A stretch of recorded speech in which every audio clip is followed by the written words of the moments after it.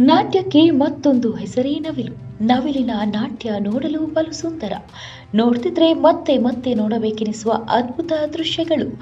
ಮನಸ್ಸಿಗೆ ಮುದ ನೀಡುವ ದೃಶ್ಯಗಳಿಗೇನು ಸೋಷಿಯಲ್ ಮೀಡಿಯಾದಲ್ಲಿ ಕಮ್ಮಿ ಇಲ್ಲ. ಇಲ್ಲಿ ಹೃದಯದಲ್ಲೊಂದು ಆನಂದ ಮೂಡಿಸುವಂತಹ ಅದೆಷ್ಟೋ ಅದ್ಭುತ ದೃಶ್ಯಗಳು ಕಾಣಸಿಗುತ್ತವೆ. ಇದು ಕೂಡ ಅಂತಹದೇ ಖುಷಿಯ ಅಭೂತಪೂರ್ವ ದೃಶ್ಯ.